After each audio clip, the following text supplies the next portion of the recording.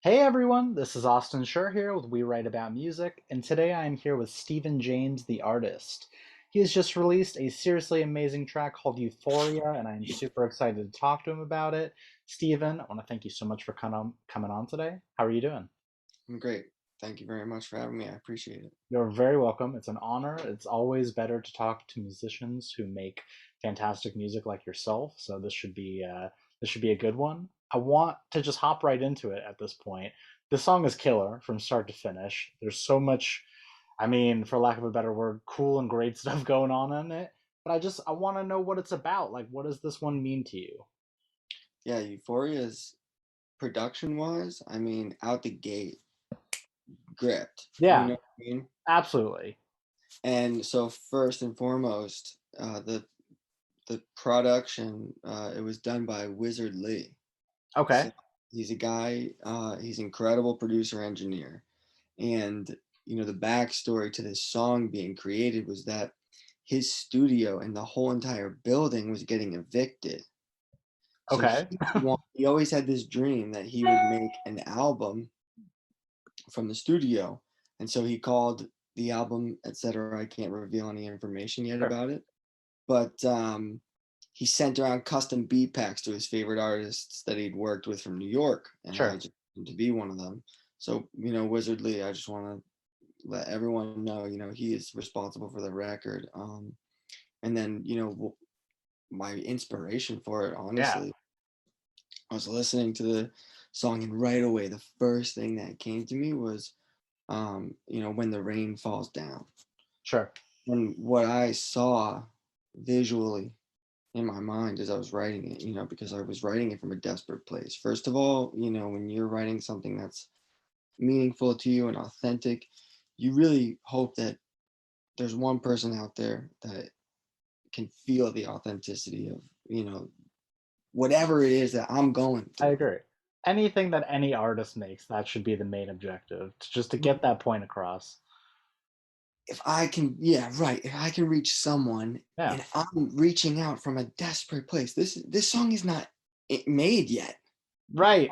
I'm in my apartment, literally falling, literally on my knees, like in tears, because I'm asking for help from the universe, whatever you want to call it, love, Exactly. God. You know, it's very personal, so I don't want to get into that. But Sure. I'm writing this song from a desperate place. When the rain falls down, it was like very metaphorical for me in the sense of like tears, new beginning, but also the perspective. Because if the rain falls down, right, we have gravity. If you're looking at the world from an inverse perspective, it's actually going up. Sure. So I go deep into the poetry behind the words, right? Because I don't want to give away everything, but Euphoria is essentially a song for me about loss. Okay. And you've seen the video, Yes. and so the video portrays the visual aspect of like me having to overcome loss. And sometimes when you lose someone from your life, it's like death. Absolutely. Do you feel like a weight lifted off your shoulders creating this art? Like, I mean, so many artists go through these personal experiences that are obviously so personal to them and that they're serious and they affect their lives, but having to relive that trauma and go through it again, writing it, I feel like it could be a net positive. It's definitely a net positive because it's like you're expressing yourself Yeah, and you're like letting go, sure. in in a way that is very much necessary for me personally. Sure, Again, sure. you know what I mean, as someone who, whenever I write a song, it has to be authentic. Well, when it uh, comes through, there's so much fakeness in music and stupid production gimmicks and blah blah blah coming out these days. I feel that people can pick up on it. They can pick up when a story is fake, but there's a certain genuineness and honesty that comes through, and not just this song, but your music as a whole. And I mhm. think that's kind of what makes you stand apart from the rest at this point. I appreciate that. I mean, Seriously. Out the gate, authenticity. Just Yeah. be. My thing has always been be who you are, Yeah. whoever that is, and be the best of who you are. Right. That is not anywhere near perfection. That's nowhere near, a dream, your dreams, your aspirations, because there's a lot of things that can veer you off your track. Um, I'm fully independent, right? Sure. I've been, I guess, in negotiations for few years with, I would consider high level executives in the music industry, Sure. Sure. music business, which um, can take away a lot Yes. from an individual in regards to the authenticity, and I think that we're seeing the effects of that. But you know, Euphoria, I have to give a lot of credit to the filmmaker, Absolutely. my collaborator Bradley Paul Groden, amazing film director, truly. I know he is an award-winning director because I can't name the credentials off the top of my That's head. okay. I'm not gonna like put out fake news or anything like All that. good. We're talking in the ballpark of the Emmys. Sure. Sure. Very fortunate to have met him. I stumbled upon Bradley actually at this place called Chapel Bar in New York. Okay. Um, it's like a art society type space next to Photografskia. Cool. I met the director of Culture Works through a friend of mine who was in town from London, who is also an artist I'd worked with in the past, Faith Lynch, another musician as well. I'm out here. It's like I work with amazing people. I want the world to Yeah, know about man. people. Um, You got to lift everyone up. well, we all do. Lift, pick, push, pull, whatever. Of course. One person leads to the other.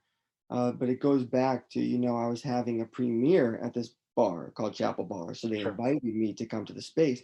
Just so happens I Sure. recognize this guy. He always had a hat on, you know, handsome guy, can't miss him. And so I walk up to him. I'm like, hey, man, don't want to be a weirdo, but like, you might recognize me. I recognize you. We used to hang out at the same place. And he's like, dude, totally. And I was like, will Nice. you work on this project with me that I have? And he agreed to it. And it just so happened that we had uh, been in Miami at the same time, Ah, nice. but we linked in Miami right when he was doing an interview for the woman who did the installation for Chanel, Esteve Lynn. Cool. She has done a ton of stuff for Kanye and like Donda, Sure. and Well, that's she a did. great person to have on the team for sure. And obviously, like we're gonna have links to everything so people can check out the video. Right. The video really is fantastic. Like you're not fakely exaggerating. Like it is a legitimately awesome looking video. So 16 millimeter film. yeah, no, it's super cool. And I also just feel that like the sound of the song fits the vibe of the video. You know what I Mm. mean? Like there's so much music out there that just, like you have upbeat lyrics and a sad instrumentation, but just like the entire package of this came out so well. Um, it actually kind of brings me to my next thing here. I like your sound specifically because it seamlessly kind of puts together that pop and hip hop vibe. You know what I mean? Like it doesn't lean too much in one direction, but it just is kind of its own thing, which is so rare in music these days because there's just so much music. Going forward though, do you have an idea of where you want to take your sound, or do you think that you've sort of found your niche? I don't think it'll be possible for me to have a niche in music. With Okay. regards to the spectrum of my catalog, I've just started. There's no looking back for me anymore with regards to like once I release music, it's out there. Okay. Because I've released a bunch of music in the past, here and there, just to see what the reception is like. Got it. Um, but I had since taken it down to rework it and maybe redo vocals or remix it. Um, I can tell you that the next song that releases on the 25th is with the same producer, but more of an R&B style, Okay, where I am, I it's like it, that. it's a way different vibe. Sure, sure, sure. I Um, mean, it shows your breadth as an artist, and you're still, you're still on the come up. You're still forming whatever's going to come in the future. I think mhm, it's best to not pigeonhole your sound, right. and it just kind of you kind of put out the feelers for what people are digging. But then Mhm. they enjoy one song, they listen to the rest, they see, oh, this guy can do a little bit of everything. This is great. Right. And so, I had a song on the radio all of 2020 that was Mhm. called Tennessee. I Okay, took it down. I went on to Tennessee, did the promotion. There is still footage of that up online, but sure. not many people know about it. Um, so my summer album is more in the vein of pop. Okay, And it is my original concept album, and it is essentially a coming of age story. And it's my life. Every song obviously is about my life experiences. Um, one of my songs is about, what I would consider moral mischief sure. of when you buy into the lie. When you lie to yourself and say, I'm happy, and you're not happy. There's no down, there's I no understand. depth. There's Yeah, no depth to the until you say, oh, I am not happy. Then you can start building up from where you're not of fulfilled. course. Um, love, love lost, love wanted, song about my mom, song, about life concepts, Yeah, you man. know, just my life. Again, listen to it. If you like it, great.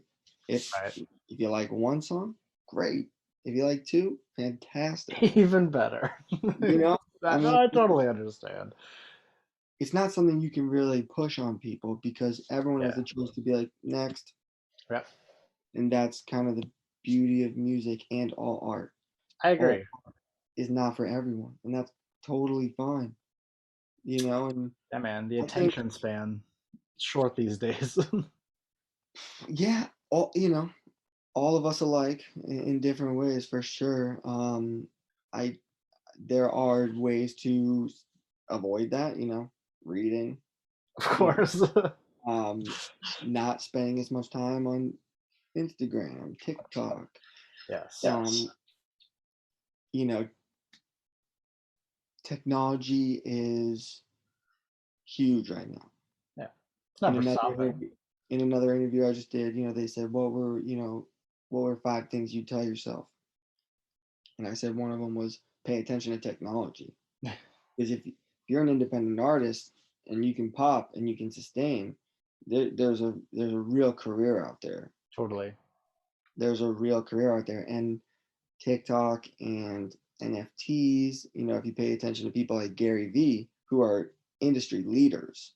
Yeah. Also, Gary Vee, someone who pays attention to someone who's making waves like Nipsey Hussle, who I'm Right. sure you're familiar with, Sure. Of course. being from LA, and a guy who's coming up and completely changing the game. Hmm. You got guys like Gary Vee who are just dropping gems, for people who are still independent. And Totally. think there's an avenue you can go. It might be a little bit more difficult, it might take longer, it might not be overnight, but when you get to where you think you want to go, it might be. I fully Technology agree. is crazy, just talking about the attention span, if you will. Totally. No, the space is infinite, man. It obviously is.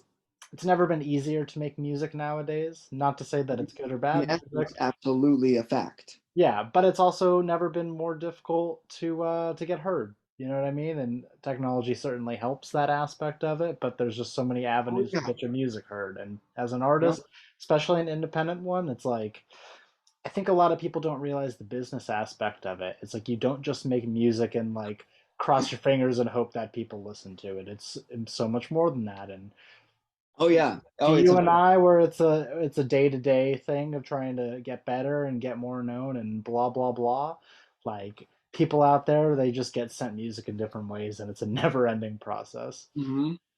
Yep. Yeah, And there, again, platforms are yeah, powerful. Power are platform. yeah, They're man. powerful. Spotify is a powerful platform, but access is limited. I agree. How easy is it to pitch a song to a playlist? Not so easy. No, you'd think, but no. How many songs get pitched to a playlist every day? Every 50,000. stupid amount, yeah, stupid amount of songs. And God bless every single submission, in my opinion. And Totally.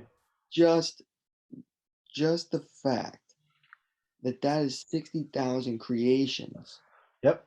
whatever it looks like, whatever it sounds like, Pretty wild. epic. Um, But yeah, it's a C. It's a C. I It's agree. vast and infinite.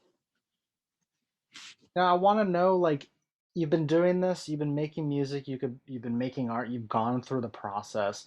Is there something specifically that you look forward to the most from the start to the finish, to like conceptualizing a song to like hitting the submit button when it's finished? I think if I can listen to the song and never get sick of it, then that's when I'm happy with it Yeah, because I know the intricacies of every single note. right. Um, and some of my songs are very dynamic. I find great pleasure in performing. Totally. Love to perform. You got Love. anything coming up? I do. I'm playing Soho House Nice. on March 16th Very cool. with a talent that I manage and am currently the executive producer for, Sophie Avidan. Epic. Cool.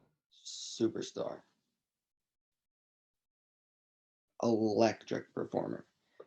I'll check her out. Thanks for saying it. Dude, and anyone who sees this, vocals that will, haunt you in your sleep because you'll wake up the next day and be like, "Oh, Sure. I'm listening to that again." It's That's good. awesome. She her first project was produced by Commissioner Gordon Williams, who was responsible for the critically acclaimed debut album Frank for Amy Wine. Nice. So, as executive producer, coming off of that, I'm going into the studio with her for our first hit single on Saturday. So I'm super stoked. Nice, man. Well, Yeah. congrats in advance on that. Thank you. I've got a couple more for you. I want to know, because we're at the beginning of the year this year, what is the rest of the year looking like for you? Basically, like, what are some lofty goals that you've set for yourself by Yeah. December? By December. Okay. So if all goes as planned, Sophie and I, maybe a few other talents, will be doing monster venues Amazing. up to stadium level. Hell yeah. Um, I've been in the music business, right? In the inner workings with the lawyers Yeah, for years, learning the business. Um, so it's a matter of executing absolutely. on the business side. And so all that is money. Sure. So once we get a deal that allows us to remain independent,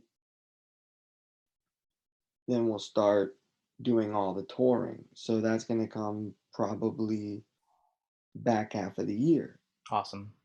late summer, fall. But we'll come out really hard in the fall and go through the winter into I 2023, see.